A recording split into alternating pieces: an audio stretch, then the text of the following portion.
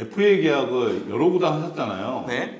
SK, SSG하고는 인연이 없었잖아요. 할 뻔한 거는 있었잖아요. 그 얘기 돼요? 그 단장님이 다 계셨을 때 아니에요? 전략기획팀인가? 두 선수잖아요. 네. 이제 SK 때 김선빈, 네. 태웅 네. 될 뻔하다가 그렇죠. 안 됐잖아요. 김선빈 선수 때는 제가 담당이 아니었고 태웅 선수는 그러니까 두 번째 FA 때는 네. 제가 단장으로서 이전 사무실에 이제 방문해갖고 네. 서로 이렇게 옵션까지 다 써놨잖아요. 네. 옵션은 이제 지금 그 사진 아직도 제가 갖고 있거든요. 네. 찍은 거. 먼저 이제 김선빈 같은 경우는 그때 기아에서 네. 사실 안치홍, 김선빈 다 오래 걸렸잖아요. 네, 맞습니다. 난항이었잖아요. 네네네. 난항이었다가 안치홍 선수가 롯데랑 계약을 먼저 했죠. 네, 먼저 네, 했죠. 네. 그 다음에 이제 네. 김선빈 선수가 남아서 기아가 이제 계약했는데 그 직전에 SK랑 협상이 있었잖아요. 네. 그때 이제 SK는 김선빈 선수랑 계약할 줄 알았거든요. 대표님이 이제 그 하재훈 선수 연봉 계약 네. 들어오셨다가 네. 이제 SK는 김선빈 선수에 대해서 관심이 없냐? 네. 여기서부터 시작한 거잖아요. 네. 저희가 원래 생각을 전혀 안 했다가 네. 내부적으로 회의를 했어요. 구단주까지 보고를 한 거예요. 네. 그래서 이제 한번 협상에 들어가 보자. 네. 이렇게 해서 저희는 이 정도면은 바로 성사가 될 것 같다라고 생각을 했죠. 네. 예. 그 과정 좀 설명 좀 해주세요. 네.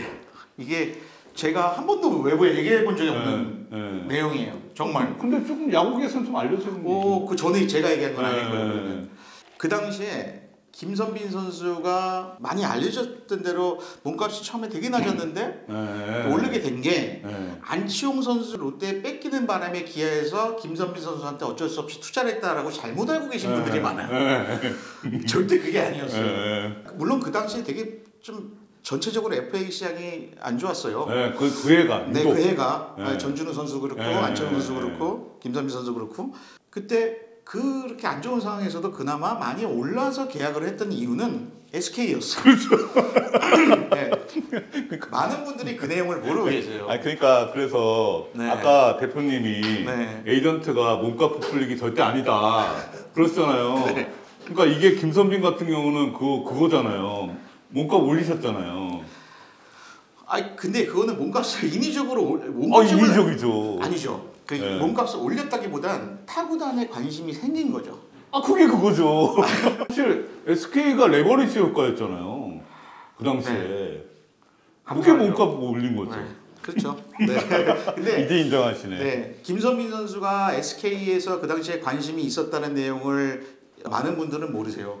네, 많은 분들 모르시고 김선빈 선수가 SK의 오퍼를 받고 인천에 집도 알아봤던 내용도 모르세요. 네, 근데 SK 그 당시에 오퍼가 좋았어요. 저는 좋았고 또 저는 항상 얘기를 할 때 저걸 구단의 편은 아니에요. 하지만 구단에서 쓰는 돈에 대한 가치에 대해서는 저는 확실하게 생각을 해요.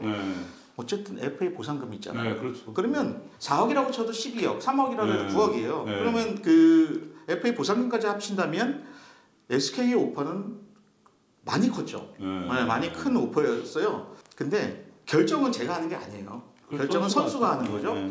김선빈 선수가 기아를 선택하더라고요.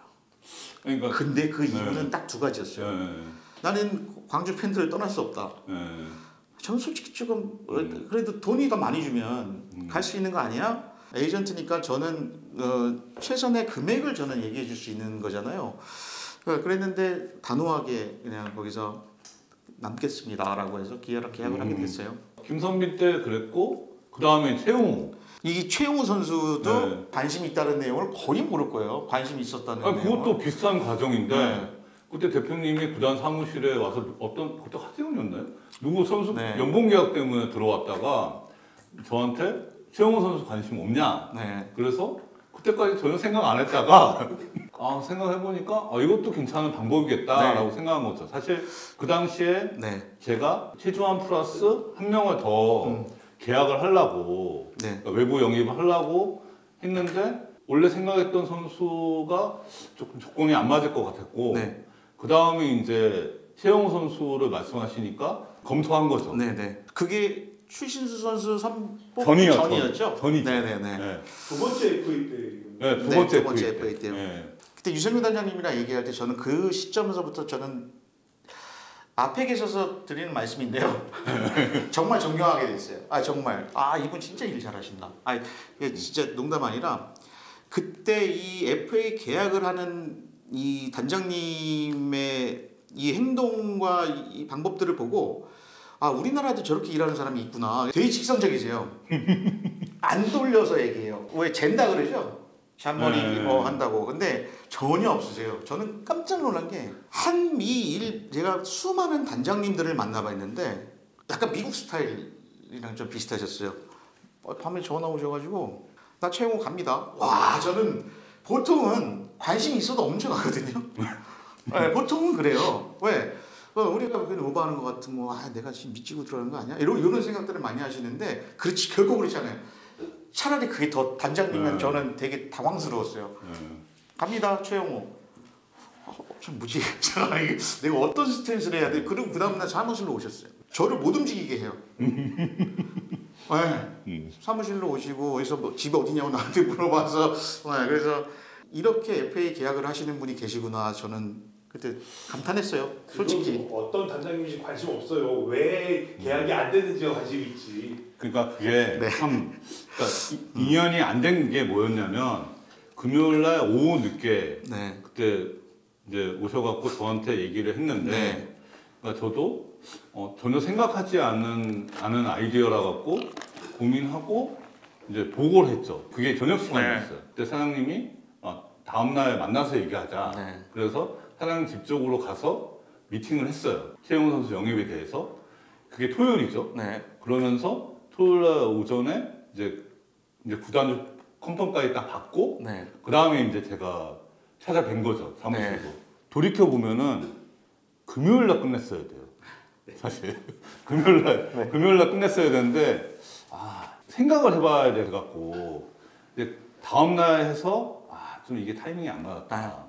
왜냐하면 이게 모든 역사는 밤에 이루어져야 되는데 다음날 낮에 이게 협상해서 어느 정도 조금 이렇게 맞췄거든요. 비슷하게. 그러면서 제가 그 얘기를 했잖아요. 지금 당장 내려가자. 광주로. 맞아요. 지금 당장 이렇게 차 갖고 내려가자. 거기서 선수를 만나서 계약을 하자. 그랬죠. 근데 대표님이 좀 약간 이렇게 좀 스탠스가 조금 주춤. 서울 연구구단이 또 하나 있었거든요. 관심이 있는. 이라고 말씀하시면 안 돼요. 그것도 좀 기다리고 있는 상황이고, 그러니까 최영호 선수가 기아랑밖에 없어서 한 창구밖에 없어서 거기랑 계약했다고 알고 있는데요. 아니요, 되게 관심들이 많았었고요. 물론 안 됐죠. 안 됐고 저도 이 기아랑 원소속 구단이잖아요. 원소속 구단이랑 계약을 하는데 마냥 늘어뜨릴 수 없잖아요. 아니 그래서 제가 내려갔어야 되는데 내려가지 못한 게 좀 아쉬웠고. 왜 못한 거예요? 대표님이 좀 이렇게 갑자기 제가 훅 들어가니까. 솔직히 좀 당황스러웠어요. 왜 안 하셨어요? 아니 다른 구단도 있었고. 이게 훅 또 높았으면 몰라요. 비슷했어요. 결국은 부분이네. 비슷했어요. 그렇죠. 최영호 선수는 옮길 생각이 있었어요? 처음에는 옮길 생각이 있었어요. 있었는데 기아에서 우승을 했어요. 근데 하고 SK 얘기를 하니까 그러면 저 그냥 남을래요 이렇게 나한테 얘기해서 그래서 제가 기아랑 계약을 해버렸죠. 삼성에서 연락 없었고. 없었어요. 근데 진짜 그 당시에 저 주위에서 삼성에서 연락 올 거라고 한 사람이 되게 많았거든요. 근데 안 왔어요. 그날 낮에 이제 오후에 이제 협상을 해서 어느 정도 옵션까지 다 맞추고 헤어지고 그다음에 이제 저녁 때 기아랑 이제 협상하셨잖아요. 그래서 저는 이제 이게 결렬이 되냐 안 되냐를 기다린 거예요. 기억나시죠? 그래서 집에서 기다리면서 이게 만약 결렬되면 바로 사인하려고 새벽 시간에 결정됐잖아요. 계약했잖아요. 기아랑. 그래서 힘 빠졌죠 그냥. 자, FA 과정 때 에이전트들이 이제 여기저기 왔다 갔다 하면서 여기 금액 이렇다, 여기 금액 이렇다 이러면서 이제 협상 과정이니까 그러면서 올리잖아요. 우리 대표님만의, 김 대표님만의 협상 방식, 방법이 어떤 게 있어요? 방법이 없어요. 그러니까 얘기를 안 해요. 그러니까 여기 얼마 지금 그러니까 다른 구단에서 관심이 있다는 정도는 알 수 있어요. 구단에서. 근데 거기서 얼마를 준대라는 말은 전 절대 하지 않아요. 예를 들어 A 구단에서 40억의 오퍼가 있어요. 근데 B 구단에서 42억의 오퍼를 줬어요. 근데 A 구단이 원소속 구단이야. 그러면 A 구단에서 물어보겠죠. B 구단에서 관심 있다고 하는데 얼마예요? 그러면 이게 조금 올리고 싶으면 한 45억이요? 얘기하면 되잖아요. 근데 저는 그걸 못하겠어요. 모르겠어요. 이게 개인의 성향이고 그런데 저는 그렇게 하는 거를 별로 선호하지 않아서 그렇게 하지 않고 관심이 있다는 것만 계속 얘기를 해요. 네, 그게 오히려 더 그러니까 예전에는 이제 그런 블러핑이라고 하잖아요. 네. 그런 게 좀 있었는데 네. 요새는 안 그러는 것 같아요. 요즘 구단 다 알잖아. 다 알고요. 되게 합리적으로 결정하세요. 구단들도. 네. 나중에는 알게 되거든요. 그러면 그 에이전트가 그렇죠. 이 바닥에서 그러니까 신뢰를 잃는 거죠. 지금 보세요. SK, SSG하고 우리 선수들하고 FA 협상을 했다거나 혹은 다른 구단에서 이런 관심이 있었다는 거 모르잖아요, 사람들이. 이게 사실은 에이전트가 꼭 지켜야 될 일 중에 하나예요. 말 조심해야 되고 말 아껴야 되고. 지금 근데 오늘 내가 너무 말을 많이 한 것 같아요. 원래 되게 아껴야 되는 건데 내가 말린 것 같은데 단장님한테. 뭘 말려요. 원래 말씀 잘하시잖아요. 하여튼 뭐 오늘 장시간 말씀해 주셔서 되게 재밌었습니다. 감사합니다. 수고하셨습니다. 감사합니다. 감사합니다. 네.